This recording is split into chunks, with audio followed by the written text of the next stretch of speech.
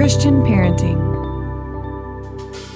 Playing sports can be a great part of childhood, but sports can also get out of control. Join us today as we talk with our special guest about sports, faith, and family. Hi, my name is Amy Rienow. Welcome to Family Vision, the podcast from Visionary Family Ministries, encouraging families through practical, encouraging, and real conversations. Hi, Rob Rienow here with Visionary Family Ministries alongside my incredible wife, Amy. It's good to be back here again. And as promised, special guest today, welcome RW, our oldest child, not a child anymore. RW graduated from college in 2020 and married Emily in October of last year. RW, thanks for being a part of this. Take a minute and just introduce yourself. Yeah, thanks for having me on the show today. So let's see, I'm the oldest of 7 kids, grew up in Wheaton, Illinois. I attended Olivet Nazarene University, where I studied architectural engineering and played baseball there. And just recently, I married the girl of my dreams, Emily, in past October. So now I've been married for 4 months, and I currently work at RTM Engineering as a mechanical engineer, helping design buildings. And I just recently started coaching baseball again, so that's been a lot of fun. Yeah, that's exciting. Okay, well, let's talk sports. Sports are a big deal for lots of kids, teenagers, and families. Today, we're going to talk about how God can use sports in the lives of our kids and our families to help us grow in our faith and in our character and even impact others for Christ. RW, sports have been a part of your life from the beginning. Yes, and I can testify to that from such a young age. First of all, I can remember taking you on a walk when you were not even, well, I guess you were 1, but we were walking in a neighborhood and you started saying, who, and I was thinking, okay, I don't see any owls around here. I had no clue what he was talking about. And then laser vision, like through a backyard, he could see a hoop, a basketball hoop. So he was pointing hoop, and he really didn't have any words, but hoop was one of the first. But also, RW, you made life easy because even I had this playroom of toys, but from 1 to 2, all you would play with was a ball and throw it through the Little Tykes basketball hoop. And you were quite good at it. In fact, if YouTube had existed back then, or, the whole idea, I didn't really have the idea of videoing you and going on the Today Show, but we could have done that because it was really crazy how good you could shoot the little ball in those hoops. And I don't really believe in exploiting your children, but if we had, you probably would have been famous at a young age back then. RW, tell us just about your sports journey. Yeah, so as Mom said, at a young age, was very interested in sports and grew up playing basketball, soccer, baseball, golf every now and again, and of course just neighborhood football. Played soccer all the way up through middle school and then into high school, narrowed that down into basketball and baseball, where I found that while I enjoyed basketball a lot more, I was certainly more got gifted at baseball, and that's what then carried me to pursue playing in college, where thankfully I had a great experience at Olivet. I got to be a 4-year starter, which was a huge blessing, and got to play on a winning team that went to the national tournament. And it was just a real gift, and certainly a lot of lessons learned on the way, and it wasn't an easy road the whole time, but certainly look back on it with a lot of fondness, and definitely God used sports to make a huge impact in my life. Right. Mm-hmm. Absolutely. We loved the opportunity to take all those journeys with you. First subject we want to talk to you about today was parenting and parenting kids in sports. Everyone says, you hear it all the time, sports build character, but we know that's not true. If playing sports built character, as Vodi Bakum says, then the people with the best character in the world would be in the NFL and NBA. All they do is play sports. So, we know that's not necessarily true. So it's not just playing sports that does this. There has to be an intentional plan from parents and from the athlete to help the child grow in character through the sports. So what can parents do if they want to have their kids in sports and have a vision that it would actually help them grow in their character and their faith? Well, I'd say, the first place to start would be if sports is a catalyst to developing character and godliness, then as parents, the way that you can help foster that is in the context of your child playing sport, really at whatever age, is like that is where the topic of conversation lies. So an example of that would be encouragement. So we want to be people who are uplifting to other people. And so if you see your child and he is, I don't know, constantly booing the other team, or maybe not cheering on his teammates but focused on his own, hitting or performance or whatever it may be, that might be an opportunity for a parent to step in and be like, hey, that's where they're able to do the shaping of their child's heart and encourage them in those character traits. I'd say too, like just encouragement overall from a parent perspective, whether it's in performance or character, is probably the biggest one. I mean, how often have you gone to a game and seen a dad or a mom yelling at their kid or yelling at the ref or whatever it may be from the stands? I don't remember where I heard this phrase, but it's, especially in the game of baseball, for the best players in the world get out 7 out of 10 times. And so they say that, the game will provide enough discouragement. Like, you already fail enough. Right. So the added pressure from mom and dad or grandma and grandpa, or whoever it may be, is just another catalyst in that child. And sometimes just having a hard heart maybe towards mom and dad because of some of those things. And so the more that mom and dad can be the, I'm with you no matter what, no matter how you perform, constantly encouraging and for the child in whatever they may be faced, I think is one of the greatest gifts you can give your child in the world of sports. Another topic I'd say is, if we're talking about character, a lot of times those fall into the categories of attitude and effort. Okay. So is my child, giving it his best, giving it his all, even when circumstances might be difficult, not playing a lot or whatever that may be? Or, is he having a good attitude even in the context of losing a lot? Or, whether he's doing poorly or his team is doing poorly. And so, you'll hear in sports that attitude and effort are the only two things that a person can control. And if you look at it, the best players of the world, majority of the time, have the best attitude and give the most effort and contribute. And so the more that you can concentrate less on the statistics or the performance based and more is how's their effort level and how is their attitude level towards their teammates, coaches, the game, everything, is a good litmus test of character and godliness. That reminds me, RW, when you were fairly young, I think about maybe 8 years old, third grade baseball, I was driving you and your friend Weston to a baseball game, and I was feeling that conviction because I can remember even those young times you'd come back from a game and we'd go, how was the game?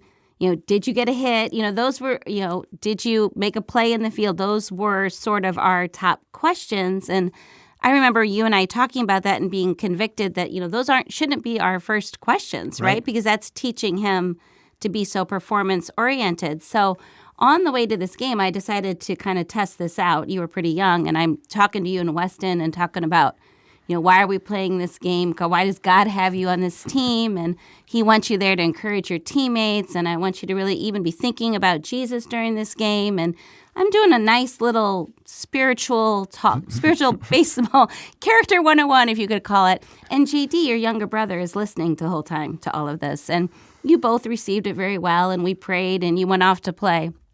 JD came over to me in the middle of the game, and he's 4 at this point. He looks at me, he goes, Mom, I know it's important that we encourage our teammates and play for Jesus, but when I play T-ball, I'm going to crush them. I still can remember that face.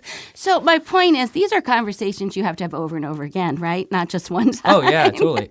And at any age. I mean, you can be, I'd say especially at the younger ages, elementary school, even middle school, these are where you have the greatest amount of influence in shaping these, characteristics or ideas. But even into high school, college, it's more than become a matter of pursuing your child's heart in those, and kind of instead of being on the, hey, consider this as I want you to encourage your team today to your 5th grader.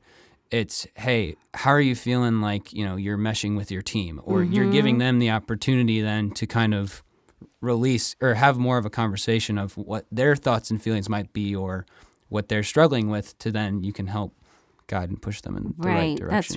That's really good. Okay, RW, let's talk about dealing with coaches.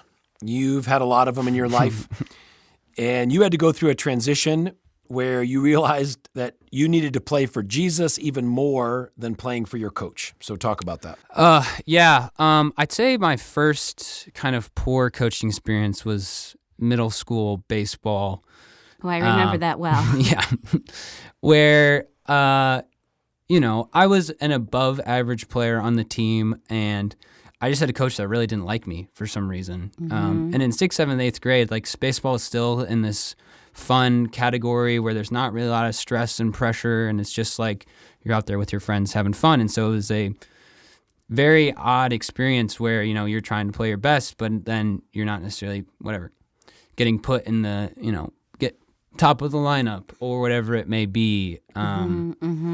And so, and also being then subject to like a favoritism of sorts with a coach's son on the team and things of that nature. And I'd say that's where it really started. I think God knew that I'd have a lot of coaches that were difficult in my sports life, where God really used that specifically in those middle school ages to really point my heart towards the Lord, and that, if I was going to find any enjoyment or of affirmation, it wasn't going to come from my coach in this scenario. It was going to come from my parents and from the Lord, just trying to play my best and work my hardest, and still, in a way, enjoy the game even through difficulties. And that shaped up, year after year, even going through high school basketball, where I had 3 different varsity coaches in 4 years, and there's a lot of complaint amongst players, and, it all adds up to, who are you playing for? Are you playing for the Lord, or are you playing for the affirmation of your teammates or your coach or whatever that may be? You said something in there I just want to go back and touch on, that you said in 6th, 7th, and 8th grade, baseball is still in that fun category. And that's a really important point. Yeah, and I is. want to just bring that back because sadly, as you would probably say today, that's not true for a lot of kids.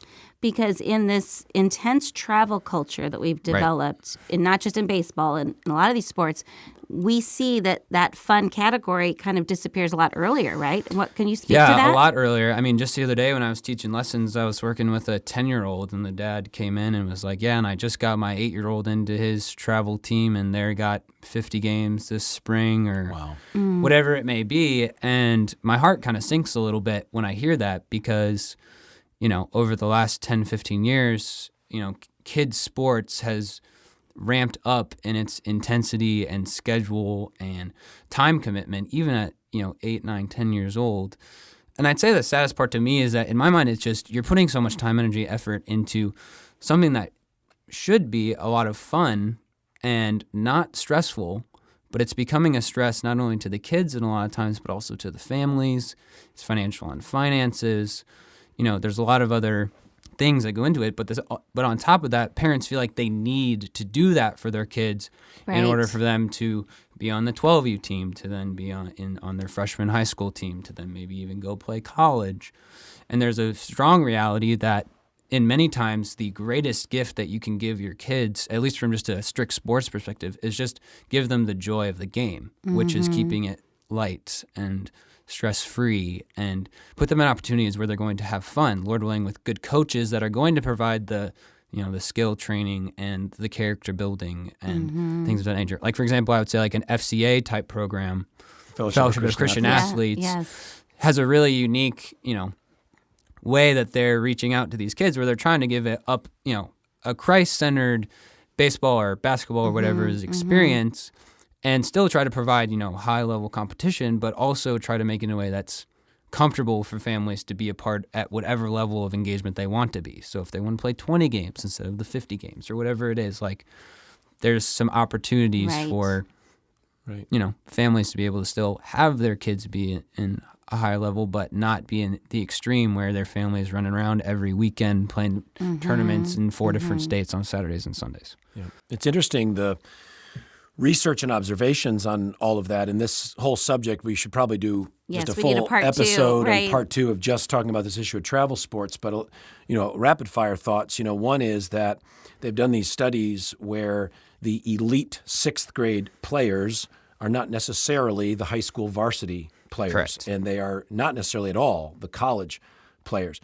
you have some kids that are quote unquote dominating in 6th grade and they're completely burned out or injured by 8th grade. Yep. Or they become so discouraged with the pressure. There's no sense of like childhood sport. Like you say, it's 60-game season for whatever sport they're playing. They've got some hard-nosed coach that's making them miserable. The parents are spending a ton of money on those teams at those early ages. And we've tried to take the approach with our kids to do park district in different sports and be a multi-sport player if your child's really into athletics. Do the multiple sports, do park district through 6th, 7th grade. And then if you have a child that's demonstrating a lot of passion and desire to play high school, well, maybe 7th grade, 8th grade. Yeah. Look at one of those travel opportunities to beef them up and get them ready for high school. But we have seen more harm than good. Correct. From too much travel too early, financially, emotionally, athletically, you could go down the line. And I just want to say on that, even when you were that age, I can remember it was in 4th grade, there was a push after 4th grade to get into the travel sports. And we thought that was early. And you can even speak to this, that a lot of those kids, like you're saying, they did those travel sports. How many of those boys went on to even play in high school? Yeah, very few. I mean, this is specifically baseball here, but for those who went off to play, travel baseball in 4th, 5th-ish grade, the majority of the kids that I knew in that age did not end up playing even high school baseball on their freshman team. And that was not necessarily from a lack of talent. It was from a lack of motivation because they just did not want to continue to play. They didn't find the joy in the game anymore. Right. And that it couples with, as parents, you talk a lot about, mom and dad, just about pursuing your child's heart. And sports is, in a lot of ways, not much different in that, you're trying to foster their skills and their joys. And so if you see a child that's really, finds a lot of joy in playing sports, then a lot of your mission and role is to put them in opportunities where that can flourish. And not just from a performance standpoint, but from a enjoyment, character, and opportunity for growth standpoint. Just using their gifts. Yeah, right? just using their gifts. Yep.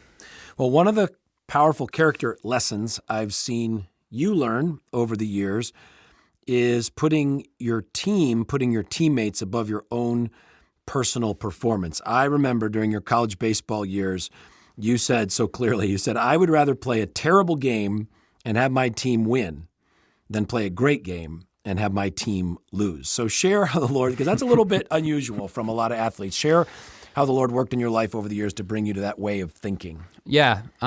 So college is obviously a lot different than high school. The biggest thing being that is the scholarship portion. Right. So everyone, all 35 guys on my team are getting paid to play baseball. And so then as a coach, the coach of the team then has every opportunity to play whatever 9 guys he wants to put on the field because he's paying everybody to play there. So there's not a lot of room for complaining or mom and dad coming up to coach after the game and being like, hey, my son's not playing. And so then what you see is for those players who are maybe in the mix or in competition for a spot, there's a huge temptation then to want to drag down maybe the person who's in front of you or competing with you at any step of the way, whether that's commenting on his performance or even commenting on his life outside of baseball or whatever it may be. And what I found over playing, praise God, at a team that won a lot is when you play 50 games in the season, you're going to have games where you play really well and you're going to have games where you don't play well at all. And so part of that sort of attitude and effort, going back to that, is can I, really say that I'm playing for Jesus when I'm down in the dumps after a game that I didn't play well? Obviously, I'm trying to perform my best for him, but if that's impacting my attitude and effort outside of baseball, then that's really does more harm than good. And so, again, when the competition is so fierce in college that it's very easy, and again, you see on every, there's brawls and fights, and we had a couple of those over our time, and the competition brings out the worst. Yeah. And so to be able to, say and really believe that even though I had a bad game, I can be happy that my team won, you're giving yourself up to something that's bigger than yourself, which in a lot of ways is similar to what we are with the kingdom of God. When we choose to follow Jesus for the rest of our lives, it's, I'm giving up my own individual life to play on this bigger team. And in That's a great baseball or any picture. team, it's the same way, where you're giving up your own individual performance for the betterment of the team. And obviously, when you perform well, it helps your team win, and that's great. You don't perform well, and your team loses, that's when it really stinks. But Right. The double whammy. yeah, the double whammy. So you said that competition brings out the worst in people, and I often think that is true of parents as well, right? And as a mom watching you play sports all these years, I know that my emotions can sometimes contribute to even being more difficult for you if I'm too caught up in some of the things that you're talking about, and we see Right. that in parents. So kind of specifically, what do you think RW moms and dads should continue to say, and what should they avoid saying? Yeah. Continue to say is, again, we've commented on it before, but any positive encouragement, and I would say specifically towards attitude and effort. You know, if you see your child giving the best attitude, cheering on his team, smile on his face, no matter what the circumstance, that's something to be praised. If you see them working really, really hard and, you know, giving their teammates high fives and running as fast as they can for a loose ball or whatever it means, that's something to be praised, even if they don't get the loose ball, you know? Right. And so I think that's number one. Despite performance, if you see attitude and effort, that should always be encouraged. Absolutely. I would say avoid. Okay, so for the older, you know, high school, even middle school, avoid talking if it's a bad game, right? And you see positive attitude and effort. There's a lot of wisdom in just letting your child start the conversation. If they want to talk about the game, if they want to talk about it on that day, so be it. Maybe a day or two later, if you want to revisit, you know, and say like, hey, do you want to talk about, you know, the game? You know, again, you're trying to just open the door to let your child share. At those older ages, I think does more harm than good if mom or dad's trying to knock down the door into, Yes. you know, whether it's criticizing play, whether it's criticizing even attitude and effort on that standpoint. Now, if it is an attitude and effort issue, there's room for mom and dad to come in and be like, hey, you know, we said we were going to do this, and I'm not seeing the effort that I'd like to see, and just have a conversation about it. So I'd say the do's are encourage attitude and effort. The don'ts are, again, especially for the older kids, it's let more knock on the door to let them share with you. And some of my favorite memories, RW, is going to those away games of yours in high school and having you drive back with me. You know, we driving through Portillo's, getting some food, and just those are treasured memories for me for those conversations and those car rides. And I'm sure sometimes I did it wrong and probably, you know, like you said, knocked on the door too much or talked about a bad game when I shouldn't have. And then I hope a lot of times I did it right, because those are such precious times that you have with your kids. And I just want to encourage parents that, you know, don't waste these pieces, because you'll never get those times back. And I'm very thankful for all of them. Yeah. RW, your whole family, mom and me, we were really blessed by you using the gifts God gave you in sports to be an example for Christ, to encourage your teammates, to lead a teammate to Jesus. That was an incredible story that maybe we'll share another time here. But thanks for being willing to share your journey here on Family Vision. And you are back for our next episode talking about the influence of the firstborn child. So friends, that is going to be a great conversation with our W next week, and you don't want to miss it. As always, you can send your comments and questions to us at podcast@visionaryfam.com. Drop us an email, podcast@visionaryfam.com. We would love to hear from you. And if you need encouragement and equipping for your family, find us on any social media page. Just search Visionary Family Ministries and like and subscribe and follow. We'd love to build a friendship with you. We also want to invite you to a special family retreat with our family this summer. The Visionary Family Weekend Away, June 11 to 13, 2021. It's at one of those amazing water parks just north of Wisconsin Dells, Wisconsin. It's going to be a great weekend for your whole family, all ages, teenagers, grandparents, to grow closer to God and to each other. And you can get all the information at visionaryfam.com/retreat. Thanks for joining us. We'll see you next time on Family Vision.